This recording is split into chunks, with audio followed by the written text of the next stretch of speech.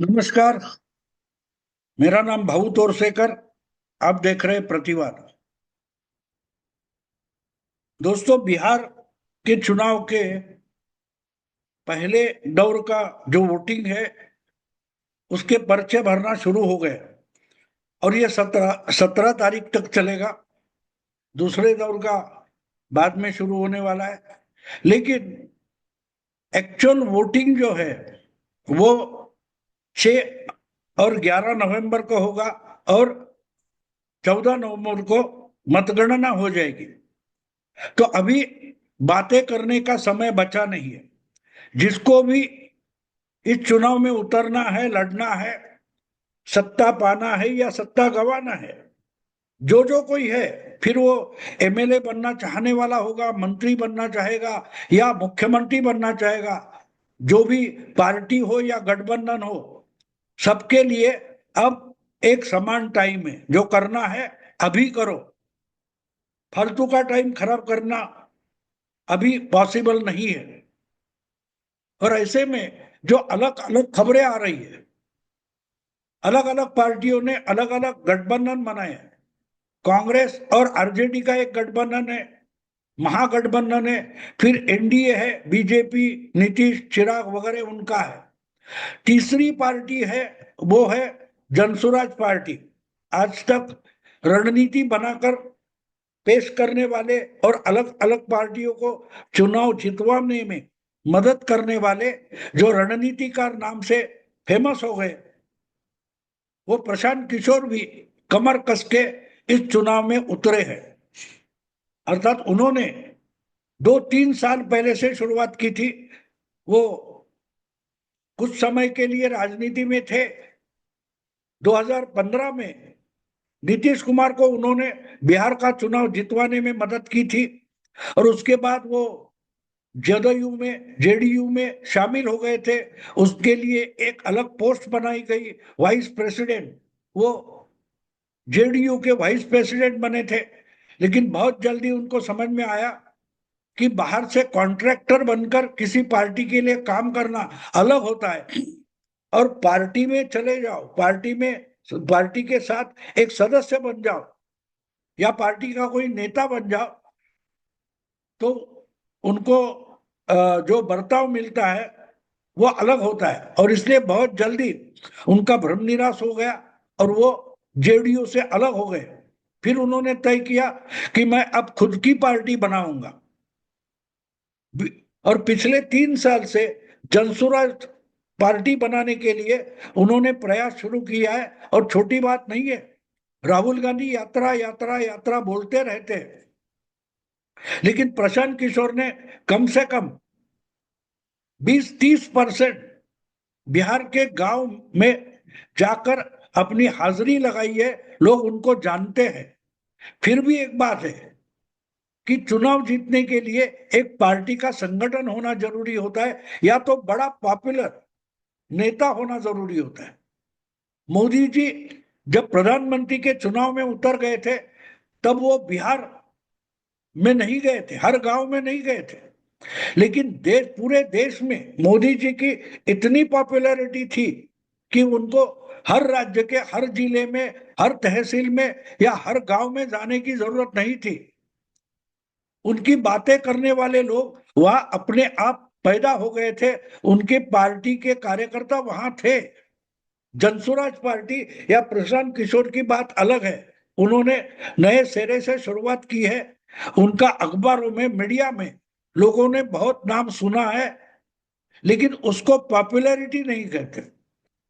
मुझे एक बात याद आती है, 2013 में जब नरेंद्र मोदी पहली बार लोकसभा के चुनाव में उतर गए थे और उनका प्रचार जोर शोर से चल रहा था, उस वक्त उत्तर प्रदेश में कहीं एक धर्म संसद हुई थी। तो वहां विश्व हिंदू परिषद के नेता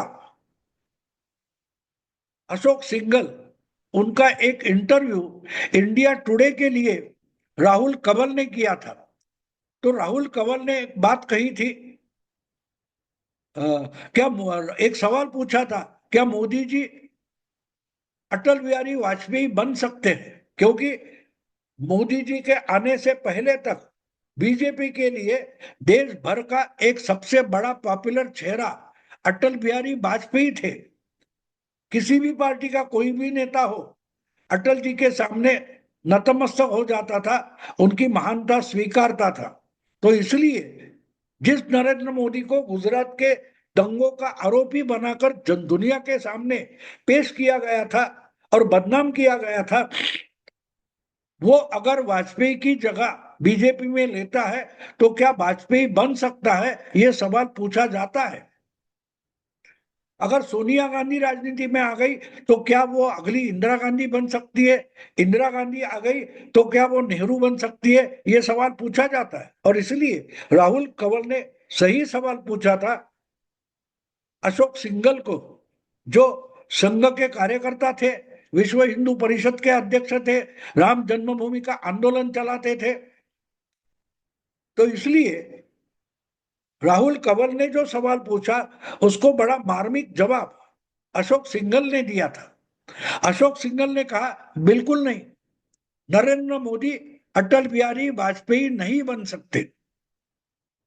तो कंवर आश्चर्यचकित हो गए, बोले क्यों? वो बोले वाजपेयी नहीं बनेंगे, नरेंद्र मोदी पंडित जवाहरलाल नेहरू बन सकते हैं। तो राहुल कंवर ने अशोक सिंघल से पूछा कि नेहरू कैसे बन सकते, वो तो बीजेपी में। बोले मैं बीजेपी की बात नहीं कर रहा हूं, मैं प्राइम मिनिस्टर के लेवल पर पहुंचा हुआ जो नेता होता है या प्राइम मिनिस्टर बनना चाहता है उसकी उसके साथ तुलना कर रहा हूं। वाजपेयी भी प्रधानमंत्री थे, अटल बिहारी भी थे, लेकिन अटल बिहारी की पॉपुलैरिटी मीडिया में थी, आम जनता में नहीं थी। इसलिए वाजपेयी पार्टी के लिए उतने वोट नहीं ला सकते थे जितने वोट नेहरू कांग्रेस पार्टी के लिए ला सकते थे। कांग्रेस पार्टी बदनाम थी, लेकिन नेहरू की पॉपुलैरिटी के कारण कांग्रेस को वोट मिलते थे। वाजपेयी की पॉपुलैरिटी मीडिया में है, संपादक पत्रकारों में है, लेकिन आम जनता में नेहरू जितने पॉपुलर थे उतने पॉपुलर वाजपेयी आम जनता में नहीं थे, वोटर में नहीं थे। तो बिल्कुल वही जो बात है वो मैं यहाँ प्रशांत किशोर के बारे में बोलना चाहता हूँ। प्रशांत किशोर मीडिया में बहुत पॉपुलर है। वो जब 2014 में मोदी को उन्होंने मदद की थी और मोदी जी इतनी बड़ी संख्या में जीत कर आए, उसके बाद आहिस्ते आहिस्ते मीडिया में प्रशांत किशोर का नाम बड़ा हो गया। हर कोई मीडिया वाला, अखबार वाला हो या चैनल वाला हो या सोशल मीडिया पर कुछ करने वाला डिजिटल मीडिया वाला हो, हर कोई प्रशांत किशोर से इंटरव्यू करना चाहता था, वो करता गया।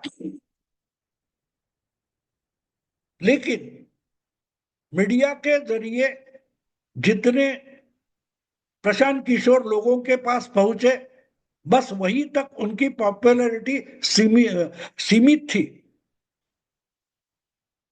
जिस समाज तक, जिस पॉपुलेशन तक मीडिया पहुंचता नहीं, या जो मीडिया आम जनता के पास पहुंचता नहीं, ऐसी जनता के लिए प्रशांत किशोर कोई भी नहीं है, उनका कोई वजूद नहीं है। तो जो बात है कि मीडिया में बहुत प्रशांत किशोर की हवा है, लेकिन आम जनता में उसकी हवा है या नहीं है, ये भी देखना पड़ता है। और इसलिए आज जो बिहार के चुनाव में तीन साइड दिखाई देते, तीन पक्ष दिखाई देते, एक आरजेडी और कांग्रेस का गठबंधन, दो लालू नीतीश और बीजेपी का गठबंधन, और तीसरा कोई खिलाड़ी है तो वो प्रशांत किशोर है। ये समझकर ही शायद उन्होंने पिछले 3 साल जितने गांव घूम सकते हैं, यात्रा कर सकते हैं, आम लोगों से बात कर सकते हैं, वो की है। लेकिन उन्होंने आज तक कोई चुनाव लड़ा नहीं है। उनके पास ऐसा कोई तगड़ा संगठन नहीं है कि जिसके आधार पर वो चुनाव में उतरे हैं। और इस चुनाव में जब उतरेंगे और उनकी पार्टी को जो वोट मिलेंगे उसके आधार पर नेक्स्ट चुनाव में, अगले चुनाव में हम देख सकते हैं, सोच सकते हैं, अंदाज कर सकते हैं। तो आज की तक अगर स्थिति देखें तो जो कुछ चल रहा है उसका परिणाम जो है वो 14 नवंबर को मिलेगा। और इसलिए कौन कौन खिलाड़ी बिहार के विधानसभा चुनाव में है, इस पर जोर शोर से चर्चा चल रही। लेकिन इसमें एक खिलाड़ी बहुत इंपॉर्टेंट है जिसकी चर्चा नहीं हो रही है। तेजस्वी यादव, राहुल गांधी, पदयात्रा, वोट चोरी, ये सब हमने सुना है। तेजस्वी ने हर घर में एक सरकारी नौकरी का ऐलान किया है, वो सब ठीक है। नीतीश कुमार और बीजेपी एनडीए, उन्होंने हर महिला को कुछ, हर घर में एक महिला को 10,000 की सब्सिडी दे दिए। फिर अलग अलग योजनाएं मोदी जी की है, नीतीश की है, उस पर चर्चा चल रही। तो ये सब खिलाड़ी मैंने आपके सामने रखे हैं, और सब जो विश्लेषण आ रहा है, परामर्श आ रहा है, चर्चा हो रही है, वो सब इन पर हो रही है। लेकिन एक बात और बड़ी है, और वो बड़ी बात यह है कि एक खिलाड़ी जो इस चुनाव में उतरेगा और चुनाव को बड़ा धक्का दे सकता है, उसकी चर्चा अभी शुरू नहीं हुई है, जिसका नाम तक बिहार के चुनाव के लिए कोई लेता हुआ दिखाई नहीं देता या सुनाई नहीं देता। उसका नाम है बुलडोजर बाबा। उत्तर प्रदेश के मुख्यमंत्री योगी आदित्यनाथ ये बड़ा प्रभाव डाल सकते हैं। आपको एक बात समझा दूं, लोकसभा में बीजेपी के अगर सबसे बड़ी हार हो गई पिछले साल लोकसभा चुनाव में, तो वो उत्तर प्रदेश में हो गई, जहां 2014 में 71 सीटें आई थी और 2019 में 62 सीटें आई थी। वहां बीजेपी पिछड़ गई, समाजवादी पार्टी के अखिलेश के ज्यादा एमपी बने और योगी बाबा और बीजेपी के एमपी कम हो गए। ऐसे उत्तर प्रदेश के मुख्यमंत्री योगी आदित्यनाथ उस पराजय के बाद जब हरियाणा के चुनाव में पहुंच गए, तब हवा ये थी कि हरियाणा का चुनाव तो कांग्रेस ने विधानसभा का पहले ही जीत लिया है, और इसलिए हरियाणा का मुख्यमंत्री कौन बनेगा, इस पर कांग्रेस में पहले से ही मारामारी शुरू हो गई थी। बात उतनी ही नहीं थी, लोकसभा में एक साथ साथ लड़े हुए कांग्रेस और आम आदमी पार्टी दोनों में हरियाणा विधानसभा चुनाव के पहले से ही झगड़ा शुरू हो गया था। कांग्रेस ने डिक्लेयर कर दिया था कि भाई लोकसभा में गठबंधन था, लेकिन विधानसभा में आम आदमी पार्टी के साथ गठबंधन नहीं होगा, और इसलिए आम आदमी पार्टी ने भी गठबंधन तोड़कर पूरे हरियाणा में जितनी सीटें थी सब सीटों पर अपने उम्मीदवार उतार दिए। लेकिन कांग्रेस को उसकी परवाह नहीं थी, उनको गारंटी थी, सरकार तो कांग्रेस की बनने वाली थी। पूरा का पूरा मीडिया का माहौल आप उस वक्त का देखो, तो कांग्रेस का मुख्यमंत्री कौन बनेगा, सुरजेवाला, भूपिंदर हुड्डा या कुमारी शैलजा, इस पर चर्चा होती थी। भाजपा हारने वाली है, इस पर चर्चा भी किसी को करना जरूरी नहीं लगता था। लेकिन चुनाव के नतीजे आए तो बीजेपी ने अच्छा में बहुमत पाया, अच्छा बहुमत लाया, तगड़ा बहुमत लाया, और कांग्रेस देखते रह गई। राहुल गांधी जलेबी खाते रह गए, और ये चमत्कार करने वाला एक बाबा था जिसका नाम बुलडोजर बाबा है, जो योगी आदित्यनाथ है।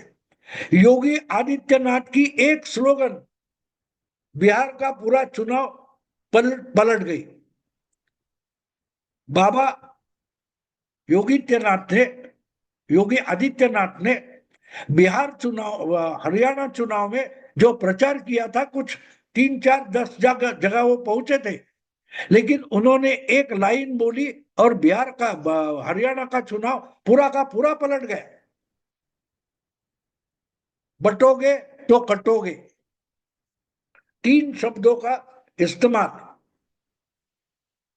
बुलडोजर बाबा ने हरियाणा में किया था और उस पर इतना बवाल किया गया, इतना बवाल किया गया कि हरियाणा भाजपा ने आराम से जीत लिया, अच्छे तगड़े बहुमत से जीत लिया। और उसके आगे जाकर हरियाणा जीतने के बाद 2.5 महीने थे महाराष्ट्र के विधानसभा चुनाव के लिए। महाराष्ट्र में भी योगी आदित्यनाथ प्रचार के लिए आए, लेकिन उससे पहले 2 महीने उनकी स्लोगन और उनका फोटो महाराष्ट्र के हर डिस्ट्रिक्ट में, हर शहर में चमक रहा था, बटोगे तो कटोगे। यही खिलाड़ी बहुत जल्दी बिहार के चुनाव प्रचार में उतरने वाला है और ये सबसे बड़ा खिलाड़ी होगा जो एक्चुअली बिहार चुनाव में सिर्फ प्रचारक बनकर आएगा, प्रचारक बनकर बोलेगा, ऑपरेशन सिंदूर पर बोलेगा, बांग्लादेश पर बोलेगा, बांग्लादेशी रोहिंग्या घुसपैठियों पर बोलेगा और निकल जाएगा वापस। तो खिलाड़ी है लेकिन चुनाव में उतरने वाला नहीं, सिर्फ प्रचार के लिए आता है। ऐसा एक खिलाड़ी है जो मोदी जितना प्रभावी साबित हो रहा है। तो अभी जो परामर्श चल रहा है, जो विश्लेषण चल रहा है, वो करने वाले एक बात भूल रहे हैं, एक खिलाड़ी ही भूल रहे हैं कि जो मैदान में आने वाला है, जिसका नाम तक परामर्श में आता नहीं। दोस्तों, बिहार का चुनाव पलटने वाले का नाम योगी आदित्यनाथ है, जो अभी बिहार पहुंचे नहीं है। मैं यही रुकता हूं। अगर वीडियो पसंद है तो लाइक कीजिए, शेयर कीजिए और प्रतिवाद को सब्सक्राइब कीजिए। नमस्कार।